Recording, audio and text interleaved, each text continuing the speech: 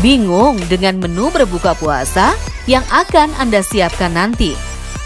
Air kelapa dapat menjadi pilihan yang Anda konsumsi saat berbuka. Disajikan secara dingin, tentu dapat menjadi pelepas dahaga setelah seharian berpuasa. Namun, tahukah Anda, ternyata air kelapa memiliki beragam manfaat bagi kesehatan. Apa saja ya manfaatnya? Dan bagaimana cara mengonsumsi air kelapa yang aman saat berbuka? Dokter spesialis gizi Diana Suganda akan memberikan tipsnya untuk Anda, pemirsa Hidup Sehat Plus. Kelapa sendiri ada berbagai jenisnya. Ada kelapa muda, ada kelapa hijau, ada kelapa kopior. Nah, macam-macam jenis itu mempunyai manfaat bagi tubuh kita. Sebenarnya apa sih bedanya? Biasanya yang suka kita konsumsi, yang suka dijual-jual adalah kelapa hijau dan juga kelapa muda. Nah, di sini saya sudah punya kelapa, ya. Ini sudah dibuka, ya. Memang jika kelapa muda itu dagingnya tipis. Ya, dagingnya tipis tapi dia mengandung airnya yang banyak. Nah, untuk kandungan airnya sendiri apa sih yang ada di dalamnya? Per 100 ml air kelapa muda mengandung sekitar 16-20 kalori. Jadi sebenarnya kalorinya masih aman ya per 100 ml. Kemudian kalau kita icip, seger rasanya agak manis-manis tipis gitu.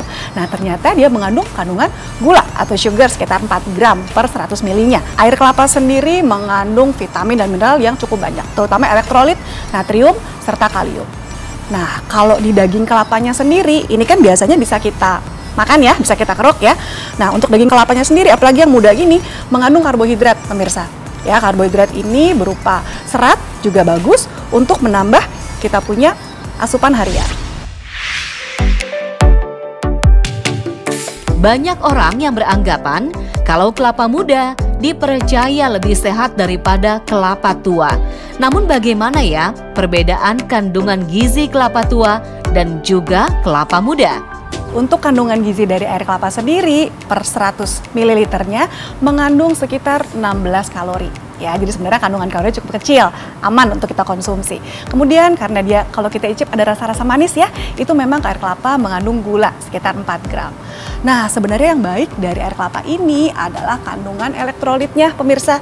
Ya, dalam 100 ml air kelapa mengandung kalium, mengandung natrium, ya, mengandung fosfor, magnesium serta vitamin dan mineral yang baik sebenarnya untuk kesehatan tubuh kita.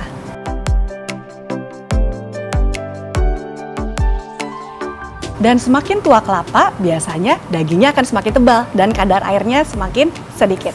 Makanya biasanya kita pakai untuk berbuka puasa adalah kelapa muda.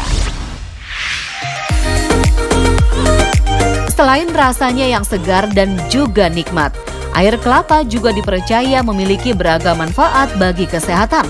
Lantas apa saja ya manfaatnya setelah mengonsumsi air kelapa? Oke, manfaat air kelapa yang kita konsumsi adalah karena sebenarnya kelapa ini kandungan airnya sangat tinggi, ya. Baik sekali kita berikan untuk rehidrasi, untuk menggantikan cairan yang hilang, terutama pada orang-orang yang mengalami masalah diare. Ya, pada saat diare itu kan keluar cairan banyak terbuang, kemudian elektrolit juga banyak terbuang. Nah, kita bisa gantikan atau rehidrasi dengan air kelapa, karena air kelapa mengandung elektrolit yang baik untuk kesehatan. Air kelapa yang ditambahkan es dan juga gula dapat menjadi menu takjil untuk berbuka. Namun sebagian orang justru ragu untuk mengonsumsinya saat berbuka.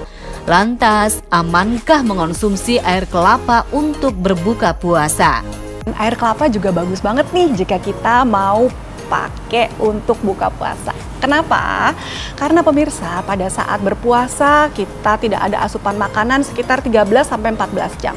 Sehingga biasanya apa yang terjadi? Ya, dehidrasi, ya, kemudian yang kedua adalah gula darah kita turun. Nah, air kelapa ini mengandung cairan serta gula tadi ya, sehingga bisa menaikkan kadar gula darah serta bisa merehidrasi orang-orang yang berpuasa. Karena kandungan elektrolit yang cukup tinggi pada air kelapa, yaitu natrium serta kalium, ternyata tidak semua orang bebas mengkonsumsi air kelapa ini.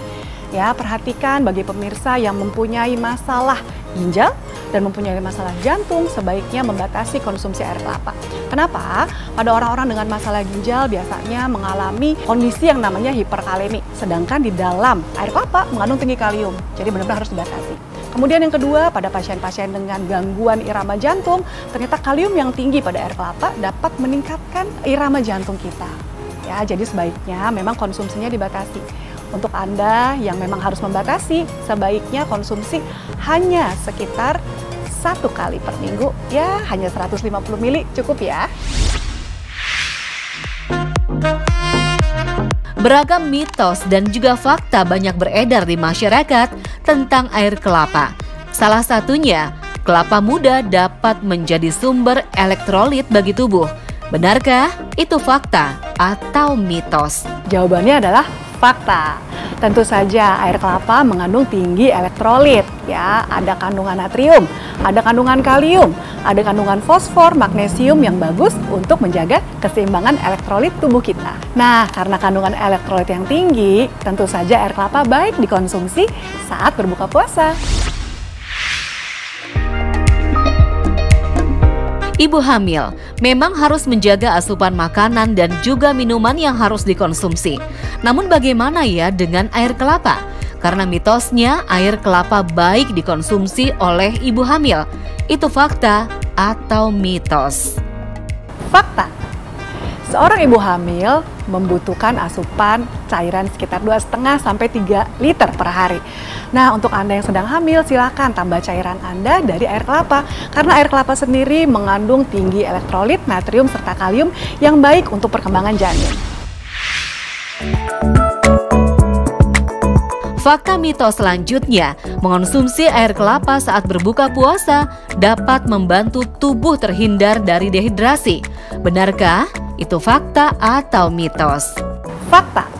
Yes, tentu saja. Untuk Anda, untuk menghindarkan dehidrasi, silakan konsumsi air kelapa. Apalagi untuk Anda yang sedang diare, misalnya, yang buang air besar berulang kali, silakan konsumsi air kelapa untuk mengatasi diare kita. Kemudian untuk kita yang sedang berpuasa, silakan untuk mengatasi dehidrasi, kita minum air kelapa sekitar 1 gelas pada saat sahur dan 1 gelas pada saat berbuka puasa. Bagaimana sudah jelaskan pemaparan dari Dr. Diana supaya Anda mendapatkan manfaat dari mengonsumsi air kelapa? Yuk simak tips berikut ini. Yang pertama, silakan Anda tambahkan air kelapa dalam menu puasa kita. Ya, 1 gelas saat sahur dan 1 gelas pada saat berbuka untuk mencegah dehidrasi serta mencukupi kebutuhan elektrolit harian kita. Yang kedua, pada Anda pemirsa dengan masalah ginjal serta masalah irama jantung, sebaiknya tidak mengkonsumsi air kelapa. Namun jika Anda masih ingin mengkonsumsinya, tetap harus dibatasi ya. Nah, maksimal sekitar 1 gelas aja per hari, 150 ml cukup ya. Ada baiknya pada saat Anda berbuka puasa, Anda tidak menambahkan pemanis-manis lagi di dalam air kelapa ini. Misalnya tambahin kental manis atau tambahkan sirup, tidak perlu. Jadi konsumsinya alami saja. Saya Dr. Diana Suganda, MKes SPGK untuk Hidup Sehat Plus.